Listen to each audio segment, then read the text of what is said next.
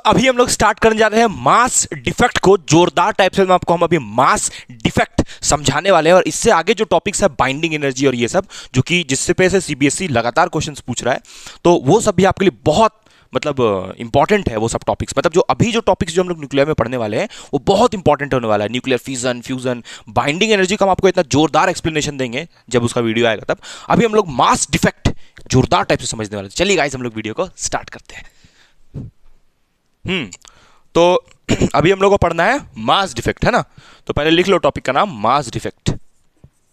Mass defect chemistry में कहीं ना कहीं तुम ये सुनी हो, मास डिफेक्ट नाम तो सुनी होगी ना केमिस्ट्री में, मास डिफेक्ट है। देखो पहले मास डिफेक्ट जो वर्ड है उसको सुन के क्या लग रहा है, मास में कमी, है ना। वैसे ही लग रहा है सुनने से, मास में डिफेक्ट, मास में कमी, हाँ ऐसे ही कुछ होता है। देखो अभी तो तुमको पहले हम 2 मिनट एक और चीज़ बताते हैं। आइंस्टाइन का इक्वेशन क्या था, ये नीतू आइंस्टाइन का जो फेमस इक्वेशन था वो क्या था। आइंस्टाइन का equation E is equals to mc², यही था। और E/c² is equals to m, ये रिजल्ट आया था, याद करो। तो आइंस्टाइन क्या बोल रहा था, आइंस्टाइन ये बोल रहा था कि हम लोग मास को किसी बॉडी का मास को एनर्जी में कन्वर्ट कर सकते हैं। यही बात बोल रहा था आइंस्टाइन कि किसी बॉडी का मास को हम लोग किस में चेंज कर सकते हैं, एनर्जी में। जैसे मान लो कि कोई आदमी है, उसका मास है मान लो 5 kg, ठीक है। तो हम क्या किए कि उसका मास को घटा के कर दिए 4 kg। तो ये 1 kg मास कहाँ गया, तो ये 1 kg मास को हम लोग एनर्जी बना लिए। थोड़ा समझना, बड़ा जोरदार बोला है आइंस्टाइन, बड़ा जोरदार, कि मास को हम लोग एनर्जी में चेंज कर सकते हैं। जैसे एक आदमी था, उसका आदमी नहीं था, कोई बच्चा था, उसका मास 5 kg था। आदमी 5 kg का कहाँ से रहेगा, एक बच्चा था, उसका मास 5 kg था। उस बच्चा का मास अब कितना हो गया, 4 kg। तो 1 kg मास कहाँ गया, तो तुम बोलोगी, तुम उसको ये नहीं बोलना, बच्चा को ये मत जाके बोलना कि अरे बच्चा तुम्हारा तो वेट लॉस हो गया, ये मत बोलना।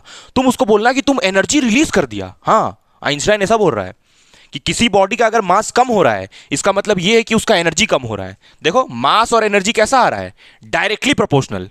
और इस रिलेशन को हम लोग क्या बोलते हैं फिजिक्स के भाषा में, चलो तुम बताओ खुशबू, फिजिक्स के भाषा में इस रिलेशन को क्या बोलते हैं हम लोग। तुम्हारा सिलेबस में भी लिखा हुआ बड़ा बड़ा एकदम, इसका नाम लिखा हुआ इस रिलेशन का, क्या बोलते हैं इसको, अरे जल्दी बताओ। Mass energy equivalence. इक्विवेलेंस समझती हो, इक्विवेलेंस मतलब दोनों को सेम इज्जत दो। मास और एनर्जी दोनों आपस में मतलब दोनों का रिस्पेक्ट सेम दो। मतलब जैसे तुम बोलती हो ना, मम्मी को भी उतना ही प्यार करेंगे, पापा को ही उतना ही प्यार करेंगे, दोनों मेरे लिए सेम है, तो ठीक वैसे ही मास और एनर्जी दोनों एक ही बात है। मतलब मास को हम लोग एनर्जी में कन्वर्ट कर सकते हैं और एनर्जी को किस में कन्वर्ट कर सकते हैं, मास में। ये बात कौन बताया, आइंस्टाइन। लेकिन किसके लिए बताया, न्यूक्लियर पार्टिकल्स के लिए, छोटा छोटा पार्टिकल के लिए। हम लोग जैसा बड़ा बड़ा ऑब्जेक्ट के लिए नहीं, हम लोग जैसा बड़ा बड़ा आदमी लोग के लिए नहीं होगा। ऐसा नहीं होगा कि हम यहां बैठे हुए और मेरा मास लूज हो जाएगा और वो एनर्जी बन जाएगा, वैसा नहीं होगा।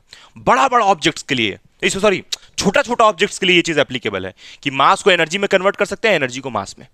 समझ में आया कि नहीं आया, बोलो। अब हमको समझना क्या है यहां पर, हमको अभी समझना क्या है, मास डिफेक्ट। अब आते हैं मास डिफेक्ट पे। देखो बड़ा सिंपल एग्जांपल देंगे, एकदम जोरदार, एक सिंपल एकदम एग्जांपल मास डिफेक्ट का, सुनना। उसका डिफिनेशन एग्जाम में पूछता है कि व्हाट इज मास डिफेक्ट, और इसका फॉर्मूला भी लिखने बोलता है। अगर इसका डिफिनेशन आया तो फॉर्मूला भी पूछता है ना। ये छोटा सा मतलब क्वेश्चन पूछता है, आगे इसका बहुत यूज भी होगा, ठीक है। तो इसलिए मास डिफेक्ट हम लोग पढ़ रहे हैं। मतलब इससे ऐसा नहीं कि मास डिफेक्ट से कोई क्वेश्चन आएगा एकदम बहुत इंपॉर्टेंट है, ऐसा नहीं है। बाइंडिंग एनर्जी से क्वेश्चन आएगा, बार बार बोल रहे हैं। तो मास डिफेक्ट समझोगी तभी बाइंडिंग एनर्जी समझ पाओगी, तो इसलिए बड़ा इंपॉर्टेंट है इसको समझना। अब सुनो होता क्या है ये, देखो क्या होता है बता रहे। जैसे मान लो यहां पर मेरे पास 1 kg, 1 kg और एक और 1 kg। 1 kg का मान लो 3 मेरे पास ये है, बैग है, 3 बैग है 1 kg का। बैग समझती हो ना, बैग, स्कूल बैग। उसमें तुम ढेर सारा कॉपी किताब भर दी हो, पढ़ती कुछ नहीं हो, लेकिन कॉपी किताब खरीदवाती हो ना, पापा ये ला दीजिए, पापा वो बॉक्स ला दीजिए, हम ये एस एल अरोड़ा ला दीजिए, एनसीईआरटी ला दीजिए, ये ला दीजिए। तो पूरा बैग भर दिया, 1 kg का बैग है तीनों। तो कितना आएगा तीनों का नेट वेट, हाँ बताओ। अरे ये तो बता दोगे यार, बोलो ना नेट वेट कितना आएगा तीनों को जोड़ के, बोलो कितना आएगा नेट वेट। 3 kg आएगा, 3 kg आएगा। लेकिन आइंस्टाइन के हिसाब से नहीं आएगा। आइंस्टाइन के हिसाब से ये 3 kg नहीं आएगा, 3 kg आना चाहिए था बट 3 kg नहीं आएगा, ये आएगा 2.5 kg। या ऐसा भी हो सकता है 2 kg आए, कितना हो जाएगा 2 kg, हो सकता है 2 kg आए, ये आइंस्टाइन के हिसाब से। तो ऐसा वो क्यों बोल रहा है, क्योंकि उसके हिसाब से देखो बड़ा गजब नहीं लग रहा है जी देखने में, बड़ा गजब है। देखो तो 1 kg 1 kg 1 kg कितना होना चाहिए था 3 kg। मतलब जब ये लोग अलग अलग था, सुनना ध्यान से, जब अलग अलग जोड़ रही थी 1 kg 1 kg 1 kg, तब यहां पर कितना आ रहा था ऊपर ऊपर देख करके, ऐसे देख रही हो तो कितना आ रहा है यहां पर वेट इसका 3 kg। लेकिन जब तीनों को एक साथ कर दी, देखो तीनों बैग को एक साथ जब कर दी 1 kg 1 kg 1 kg, तीनों को एक साथ कर दी तो एक 3 kg वेट नहीं आ रहा है, कितना आ रहा है 2 kg। तो यहां पर मास डिफेक्ट कितना का हुआ नीतू, ये जो एग्जांपल दिए इसमें मास में डिफेक्ट, मास में कमी कितना का हुआ 3 kg आंसर नहीं आ रहा है, 2 kg आ रहा है। कितना मास डिफेक्ट हुआ बोलो नीतू, अरे बोलोगी, हाँ 1 kg। 1 kg यहां गायब हो गया, तो ये जो 1 kg गायब हो गया, पता नहीं कहां गया, छू मंतर हो गया, घपला हो गया 1 kg का, उसको बोलते हैं मास डिफेक्ट। ये 1 kg का यहां पर मास डिफेक्ट हुआ। जोरदार बात सबसे क्या है यहां पर, सबसे जोरदार बात यह है कि तुम जब तीनों को अलग अलग रखी हो तो आंसर सही है 1 + 1 + 1 3, लेकिन जब एक साथ एक जगह में कर दी, जोड़ दी सबको, तो फिर आंसर गलत आ रहा है। एक साथ कंबाइन की, तीनों बैग को सटा दी एक साथ, तो आंसर 2 kg आ रहा है, उल्टा हो जा रहा है। मतलब तुम एक बैग उठाती हो, उसको ऐसे मेजर करती हो, अच्छा 1 kg का है, दूसरा बैग लाई, अच्छा ये भी 1 kg का, तीसरा बैग लाई, अच्छा ये भी 1 kg का, तो 3 kg होना चाहिए। तो तुम सोचिए चलो तीनों को एक साथ रख के मेजर करते हैं, तो तीनों को एक साथ रखी ना तो आ रहा है 2 kg, गजब। तीनों को एक साथ रख रही हो तो 2 kg आ रहा है, तो इसी को बोलते हैं मास डिफेक्ट। लेकिन ये देखो ये kg वाला जो बता रही तो एग्जाम्पल के लिए हुआ, ऐसा छोटा छोटा पार्टिकल्स में होता है जिसका मास बहुत कम होता है ना। हम तो हैवी मास लेके बता दिए तुमको, जैसे 0.0001 मास होगा तो बहुत कम मास डिफेक्ट है, इतना बड़ा डिफेक्ट नहीं आता है। 1 kg का डिफेक्ट नहीं आ जाएगा, थोड़ा बहुत ऊपर नीचे होगा, समझी। तो मास डिफेक्ट का सिंबल हम लोग यूज करते हैं डेल एम, डेल एम, ये सिंबल हुआ मास डिफेक्ट का। अब ये अच्छा, ये जो आइंस्टाइन का ये जो इक्वेशन है, इक्वेशन क्या है आइंस्टाइन का, E = mc², ये किसके लिए है, ये किन पार्टिकल्स के लिए है, छोटा छोटा पार्टिकल के लिए। छोटा छोटा पार्टिकल का एग्जांपल न्यूट्रॉन और प्रोटॉन और इलेक्ट्रॉन, ये सब पार्टिकल्स के लिए होगा। तो जो मास डिफेक्ट होता है, सुनना मेरा बात ध्यान से, जो मास डिफेक्ट होता है, मास में जो कमी होता है वो इन्हीं में होता है। सर क्या बोल रहे हैं, नहीं समझ में आ रहा। चलो अब ये तो तुमको एग्जांपल समझ में आया ना, मास डिफेक्ट है क्या। अरे मास डिफेक्ट कुछ नहीं है, मास में कमी, उसको मास डिफेक्ट बोलते हैं।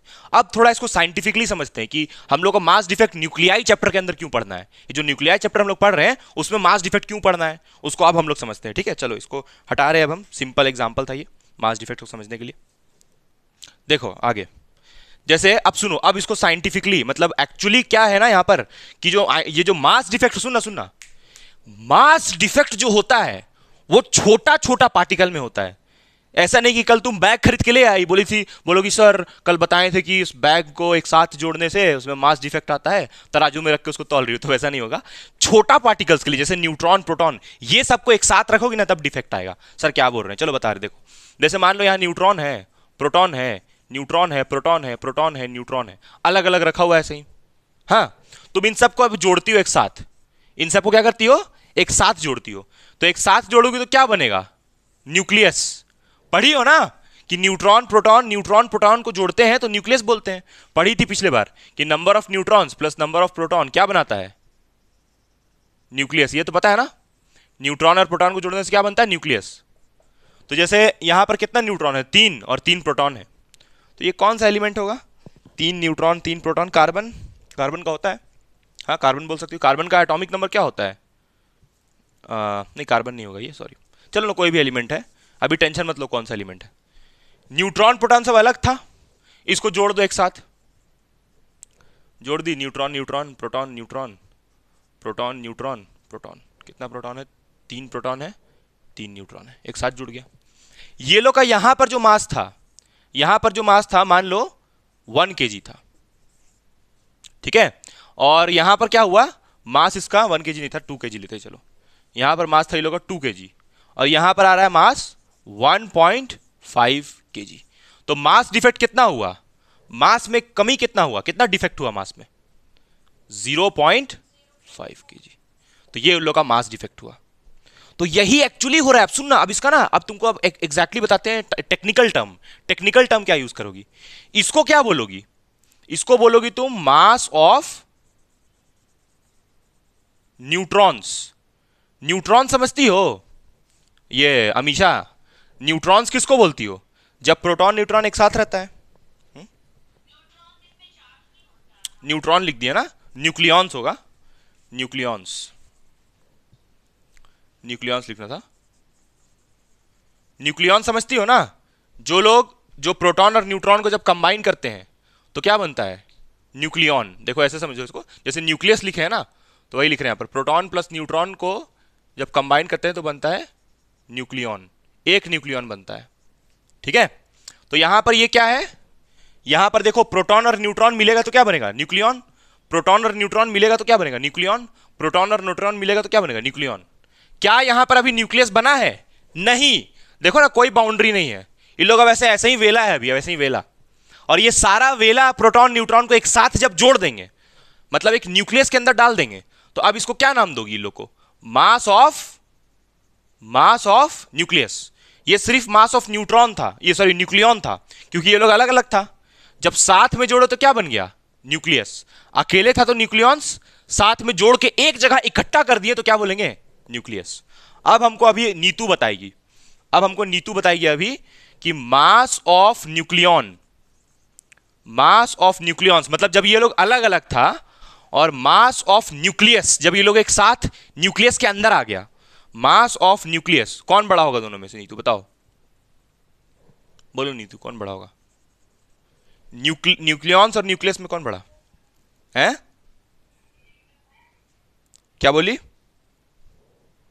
आवाज नहीं आया, मास ऑफ न्यूक्लियस, सही बोल रही हो तुम। देखो जरा, देखो ये 2 kg था जब ये लोग अकेले था, जब साथ में जुड़ गया तो 1.5 हुआ ना। हाँ तुम जी कुछ भी, मास ऑफ न्यूक्लियन ना बड़ा होगा। नहीं समझ में आया तुमको ये नीतू, ये जो बताएं, देखी नहीं थी। देखो वो हम लिखे न्यूक्लियॉन्स लिखे हैं और इधर लिखे न्यूक्लियस। न्यूक्लियस इसको क्यों बोल रहे हैं, न्यूक्लियस इसलिए बोल रहे हैं क्योंकि साथ में जुड़ गया है, तो साथ में जुड़ गया तो क्या बोलेंगे, न्यूक्लियस। और जब ऐसे ही फालतू का पड़ा हुआ था तो क्या बोल रहे थे, न्यूक्लियॉन्स। तो मास डिफेक्ट क्या हुआ, मास डिफेक्ट का मतलब जब न्यूक्लियॉन्स के हेल्प से एक न्यूक्लियस बनाते हैं, तो जब न्यूक्लियस का मास में कुछ कमी आता है तो उस डिफेक्ट को बोलते हैं मास डिफेक्ट। अब इसका डिफिनेशन लिखते हैं, उम्मीद करते हैं तुम समझ गई होगी। ये जो कहानी, ये मेन मुद्दा यहां लिखा हुआ है। ये क्यों हुआ, ये क्यों हुआ, इसका रीजन बताओ खुशबू।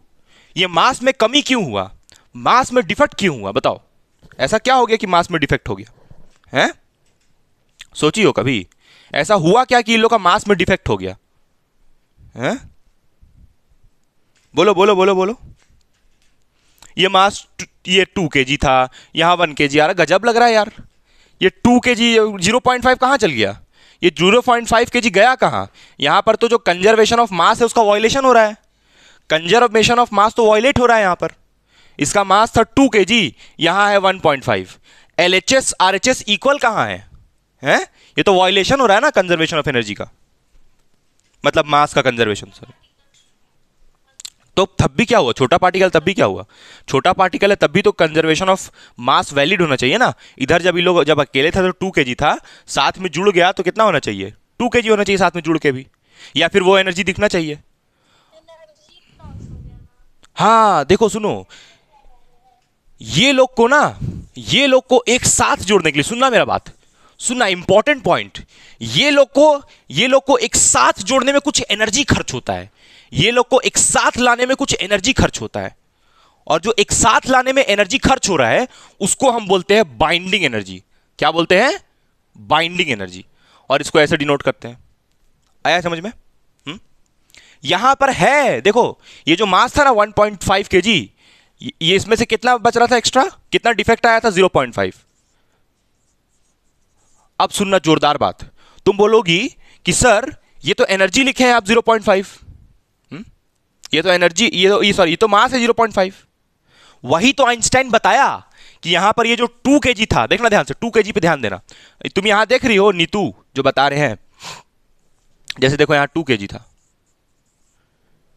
तो 2 kg में से 1.5 kg कहां चल गया? न्यूक्लियस बनाने में। और बाकी 0.5 kg किस में कन्वर्ट हो गया? 0.5 kg किस में कन्वर्ट हो गया? एनर्जी में। मतलब आइंस्टाइन ये बताया कि जो मास होता है, ये जो मास था इसमें से कुछ मास तो आ गया यहां पर, और जो बचा हुआ मास था 0.5, वो 0.5 इनको जोड़ने में चल गया, और उस वो जो एनर्जी जो इनको जोड़ने में लगा रहे हैं उसको बोलते हैं बाइंडिंग एनर्जी। क्या बोलते हैं? Binding energy. ठीक है, बाइंडिंग एनर्जी भी समझ में आया हो थोड़ा सा। तो मास डिफेक्ट होता क्यों है? मास डिफेक्ट हुआ इसलिए क्योंकि इन लोगों को साथ में जोड़ना था, तो साथ में जोड़ना था तो इसलिए भाई मास में डिफेक्ट हो गया, साथ में ये लोग को ऐड करना था। ठीक है, तो यहां पर मास तुमको क्लियरली दिख रहा है ना कि एनर्जी में कन्वर्ट हो रहा है।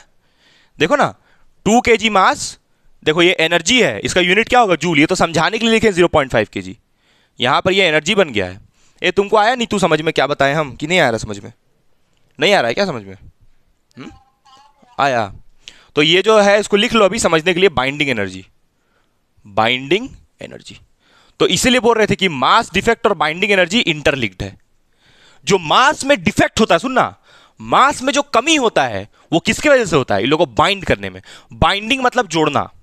लेकिन रुको, बाइंडिंग एनर्जी और डिटेल में भी खत्म नहीं हुआ। बाइंडिंग एनर्जी तो इंट्रोडक्शन है कि बाइंडिंग एनर्जी होता है। अब कंजर्वेशन ऑफ मास सेटिस्फाई हुआ है Amisha? Conservation of mass satisfy हुआ? देखो तो, हो गया सेटिस्फाई। तो हाँ हाँ हाँ, लेकिन एक बात ध्यान देना, ये 0.5 kg वेट बस ऐसे ही लिख के बताए हैं, यहां पर एक्चुअली क्या होना चाहिए? एनर्जी होना चाहिए। तो ये 0.5 kg एनर्जी में कन्वर्ट हुआ, कन्वर्ट होके पता नहीं कितना हुआ, मतलब इसी के इक्विवेलेंट हुआ। वही आइंस्टाइन बताया कि एनर्जी कैन बी कन्वर्टेड, ये मास can be converted into what energy. Mass can be converted into energy. देखो ये 0.5 kg एनर्जी में कन्वर्ट हो गया। क्लियर है कि नहीं है? मास डिफेक्ट का सिंबल डेली, और इसका ये बाइंडिंग एनर्जी का डेल ईबी। ईबी का मतलब बाइंडिंग एनर्जी, सिंबल लिखे यहाँ पर, सफिक्स में बी लिखे हैं। चलो अब इसका मास डिफेक्ट का डिफिनेशन अगर बोर्ड एग्जाम में आएगा तो क्या लिखोगी, उस पे आते हैं। ठीक है, चलो देखो थोड़ा समझना पड़ेगा जी, समझ लो 2 मिनट। देखो क्या लिखा हुआ है, it is found that the mass of the stable nucleus. Stable nucleus मतलब समझती हो? स्टेबल न्यूक्लियस मतलब उसमें न्यूट्रॉन और प्रोटॉन का जो अमाउंट है वो चेंज नहीं हुआ है। मतलब उस न्यूक्लियर में अगर जैसे मान लो क्लोरीन है, तो क्लोरीन का न्यूक्लियस स्टेबल कब होगा? खुशबू, क्लोरीन का न्यूक्लियस स्टेबल कब होगा?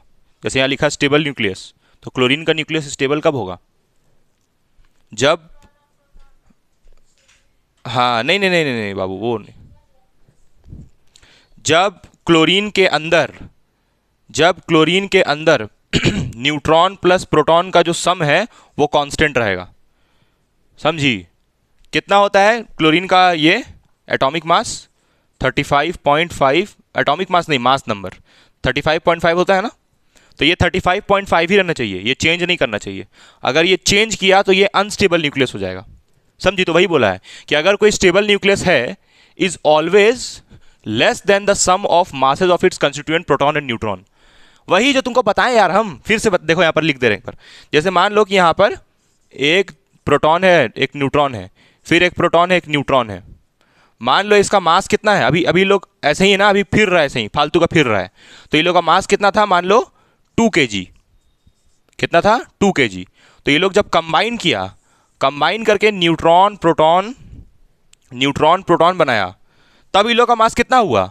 1.5 kg, और कुछ बाइंडिंग एनर्जी में यूज हो गया।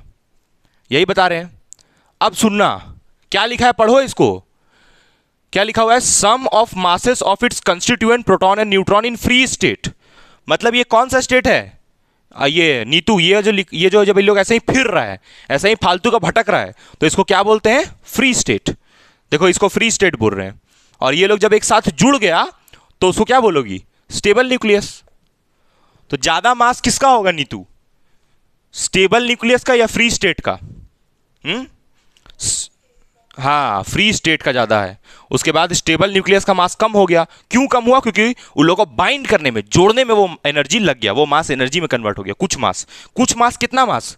तो 0.5 kg। ये एग्जाम्पल है ना, ये जो बता रहे हैं, ठीक है। आगे देखो, the difference between the rest mass of nucleus and the sum of rest masses of its constituent nucleons is called mass defect. बड़ा कठिन लिखा है, इस मतलब ये फॉर्मूला एक्सप्लेन कर रहा है।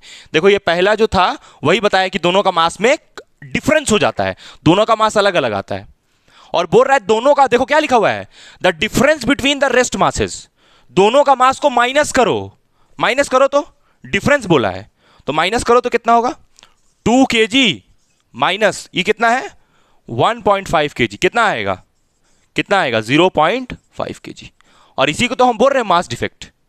वही बोला है कि the difference between the rest masses of nucleus and the sum of is called mass defect. यानी कि इस वाले को क्या बोलोगे तुम? Del M. मास डिफेक्ट का साइन डेल एम। क्लियर है ना?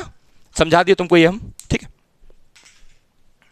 चलो अब हम लोग इसका फॉर्मूला लिखते हैं। मास डिफेक्ट का फॉर्मूला कभी कभी सिर्फ लिखने बोलता है, फॉर्मूला का कोई इतना बड़ा सिग्निफिकेंस नहीं, बस लेकिन समझ में आना चाहिए कि फॉर्मूला कहना क्या चाह रहा है, ठीक है। तो फॉर्मूला हम इसको लिख रहे हैं एक बार।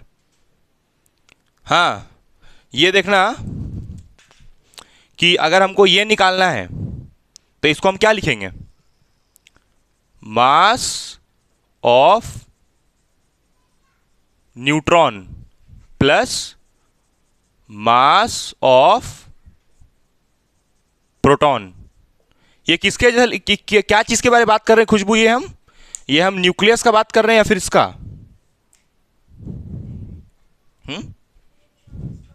हाँ, यानी कि इधर वाले का बात कर रहे हैं। तो इधर वाले का अगर निकालना है तो सबका मास जोड़ दो, न्यूट्रॉन का और प्रोटॉन का मास जोड़ दो तो न्यूक्लियॉन का बात हो जाएगा। ये क्या है? न्यूक्लियॉन्स के बारे में बात कर रहे हैं।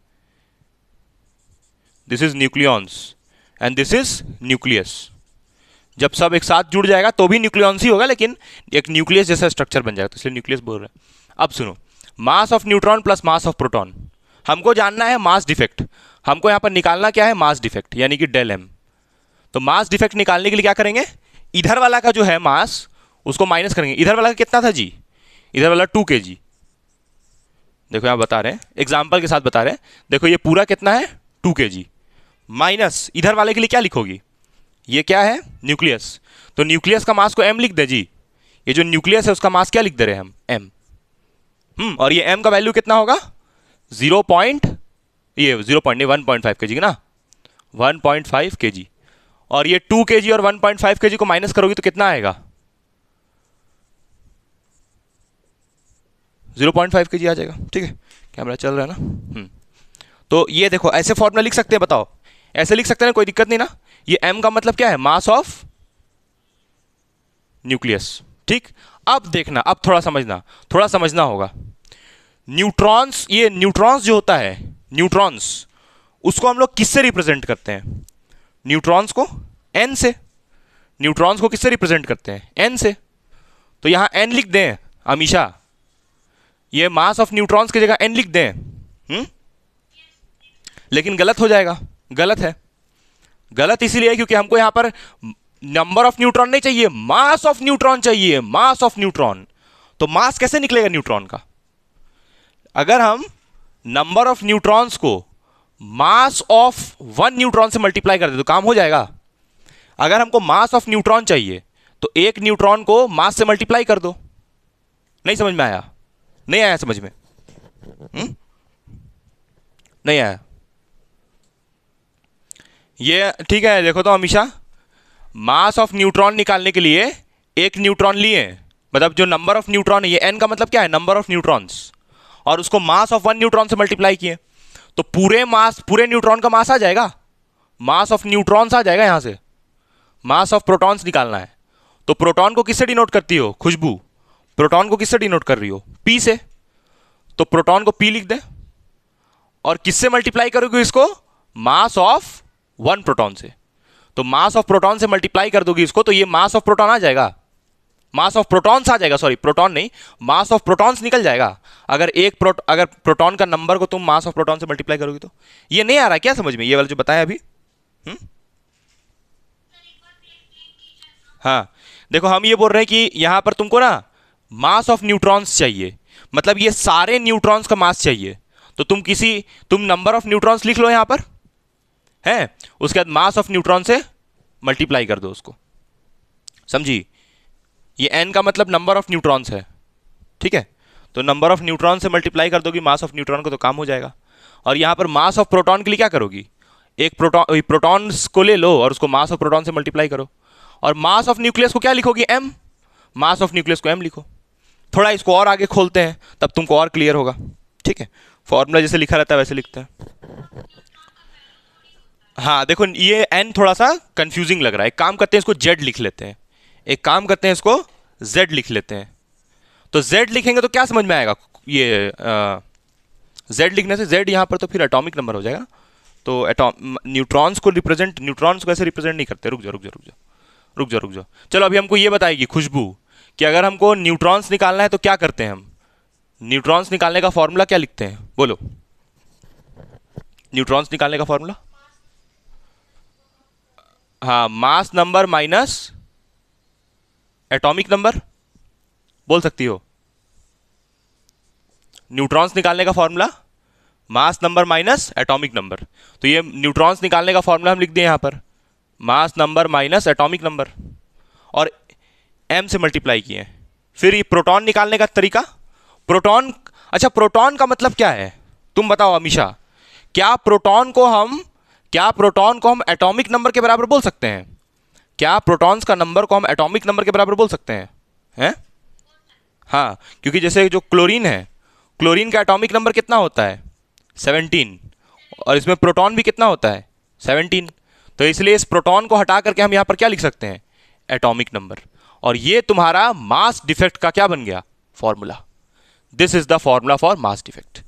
किसी को डाउट है फिर पूछो, देखो यहां पर बड़ा क्लियर कट है फॉर्मूला, देखने में बड़ा कठिन लगता है, कुछ नहीं है। देखो अच्छा तुम लोग ये सोच रही हो कभी कि यहां पर मास ऑफ न्यूट्रॉन जब हमको निकालना है तो इतना झमेला क्यों कर रहे हैं? क्योंकि देखो हमको अगर सिर्फ नंबर ऑफ न्यूट्रॉन चाहिए होता ना तो हम वहां पर लिख देते क्या, number of neutron a minus Z लिखते हैं। लेकिन हमको मास भी चाहिए, तो मास के लिए किससे मल्टीप्लाई करेंगे, एक न्यूट्रॉन का मास से। अब ये mn का वैल्यू पता है कि नहीं? हाँ तुम बताना जरा, ये नीतू, mn का मतलब वहां पर क्या है? mn जब लिखे तो उससे क्या समझती हो तुम? mn से कितना होता है बताओ तो जरा, कितना होता है मास ऑफ न्यूट्रॉन, कितना होता है बताओ? अभी बताए थे हम इसको खुशबू को जब क्लास स्टार्ट हुआ था उस वक्त, कितना होता है खुशबू मास ऑफ न्यूट्रॉन AMU में?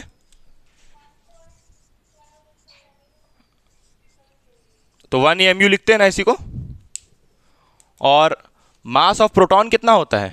इतना ही होता है। मास ऑफ प्रोटॉन और न्यूट्रॉन दोनों को हम 1 AMU लिख सकते हैं ना, क्या?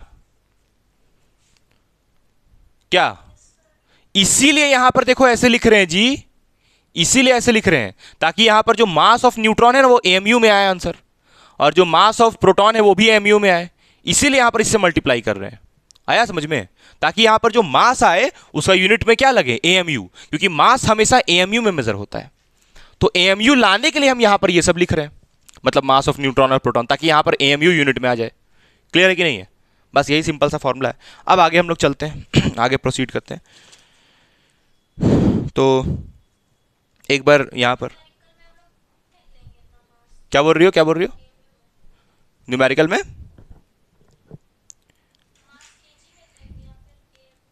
AMU में लेना, न्यूमेरिकल्स करेंगे हम लोग। बाइंडिंग एनर्जी के ऊपर न्यूमेरिकल्स करना है, इस फॉर्मूला के ऊपर तो न्यूमेरिकल नहीं है, बाइंडिंग एनर्जी के ऊपर न्यूमेरिकल, उसका फॉर्मूला, बाइंडिंग एनर्जी का फॉर्मूला के ऊपर न्यूमेरिकल है। और इस फॉर्मूला का भी यूज है, गलत बोल दिए हम, सॉरी गलत बोल दिए, इस फॉर्मूला का भी यूज है बाइंडिंग एनर्जी निकालने में। ये तो इसका भी यूज है, इसलिए याद रखो इसको पता है बुक में NCERT में ऐसे भी लिखता है, देखो कंफ्यूज नहीं होना भाई, NCERT में ऐसे भी लिखेगा, देखो ऐसे लिखा है, कंफ्यूज नहीं होना बिल्कुल, देखो ऐसे भी लिखा रहेगा।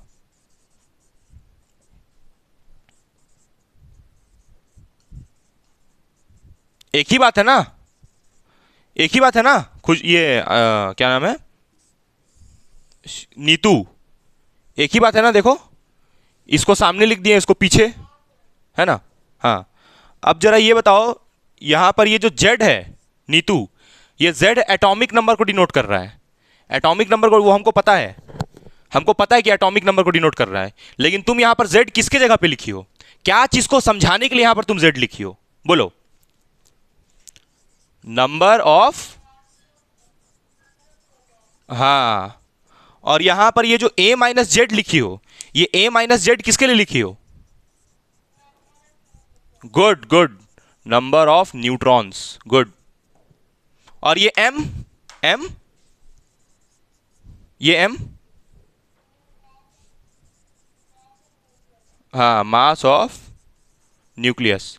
और इसको माइनस क्यों क्यों है, माइनस क्यों की है इसको, इससे माइनस क्यों की है? क्योंकि मास डिफेक्ट निकालना है। मास डिफेक्ट निकालने के लिए 2 केजी को 1.5 में से माइनस करना पड़ता है ना, इसलिए माइनस किए हैं। मास डिफेक्ट निकालने के लिए यहां पर माइनस कर रहे हैं। तो हमको लगता है तुमको क्लियर हो गया होगा अभी, है ना। चलो अब हम लोग आगे बढ़ते हैं, और आगे हम लोग को छोटा सा टॉपिक पढ़ना है, पैकिंग फ्रैक्शन। ठीक है, हटा रहे इसको हम।